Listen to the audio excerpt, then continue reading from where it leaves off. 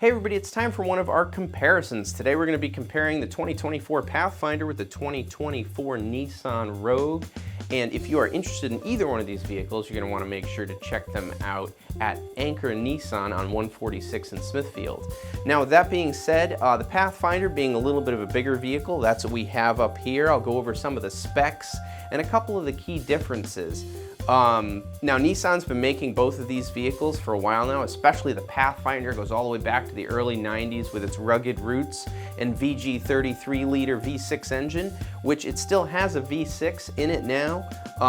And then the Rogue, of course, we have a bunch of models that have come out. Today we're going to be talking about the regular Rogue. There's also a Rogue Sport, which is a little smaller, but today we're going to be talking about the standard Rogue.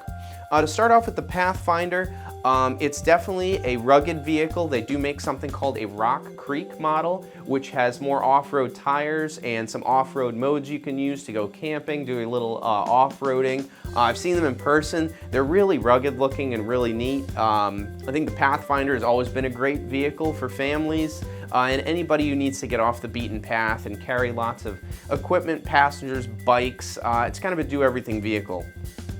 So the Pathfinder comes standard with the V6 engine. Now that's not a hybrid or anything, it's 284 horsepower, and that's hooked up to a 9-speed automatic transmission. This has four-wheel drive that's selectable, so you can do four-wheel and go into the different modes for off-road, for snow, for all those situations that you might be in, and it's super duper capable. This gets about 23 combined miles per gallon, up to about 27 on the highway, and it is front-wheel drive based, so it'll be front-wheel drive for the majority of the time until it calls in that rear axle for additional traction.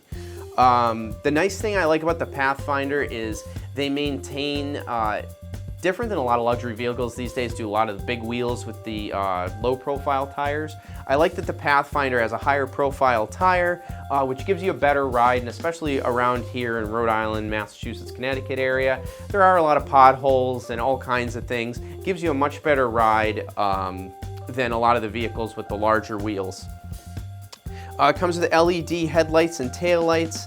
Compared to the Rogue, it does have a lot more passenger space and does come standard with a third row. So when we get to the Rogue, I'll do a lot more of the comparisons. It comes up with rear window shades, so if the kids are in the back, you can just slide them up on the inside of the window there for some additional shadage. Lots of cup holders in this vehicle, I'd like to point out, in both the Nissans. So everybody can bring all of their drinks with them. And the other thing it does have is wireless Apple CarPlay. And if you need to tow anything, this does have a 6,000-pound towing capacity. And what's nice about that is it also comes with the SL model comes with a 360 view camera. So that's great when you're towing, backing up, or when you're in a parking lot or what have you.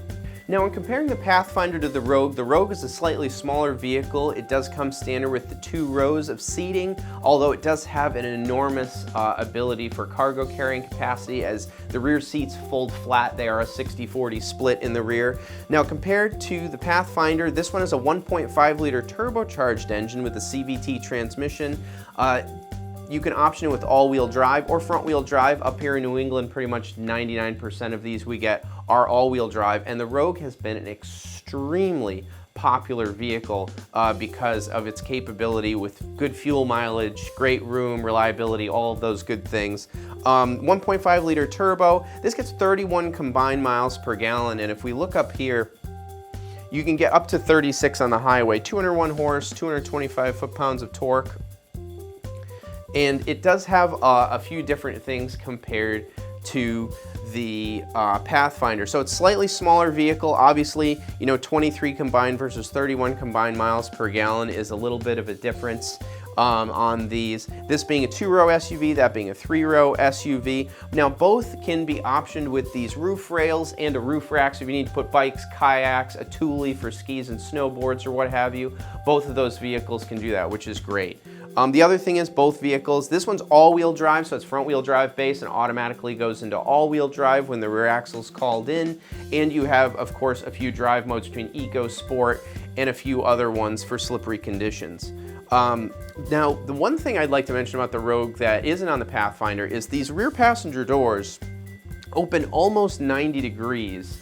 So that makes it really easy for loading kids, car seats, getting things in and out of the vehicle. Now the Pathfinder rear doors do open very far, but I noticed that in dealing with the Rogue, with those rear doors that open almost all the way up, it really is helpful when you're loading and unloading kids, dogs, groceries, anything you might have in the back of the Rogue. It's just something you don't think about that I found super useful when looking at this. So it is a little smaller, it will drive a little sportier, still a nice smooth ride. You can get all kinds of different wheel and tire combinations with this.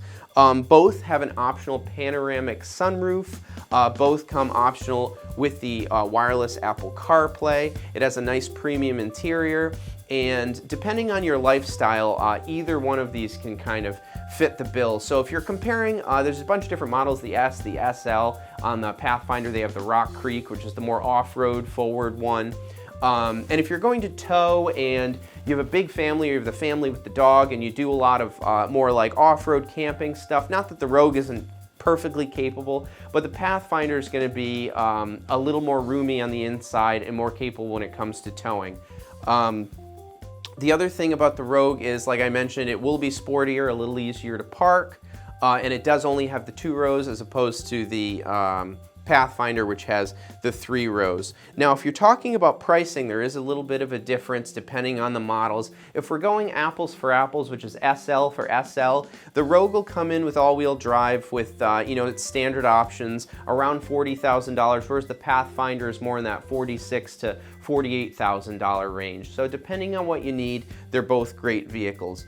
But I hope that gives you some insight into the difference between the Pathfinder and the Rogue, and make sure, if you're interested in these vehicles, to check them out at Anchor Nissan.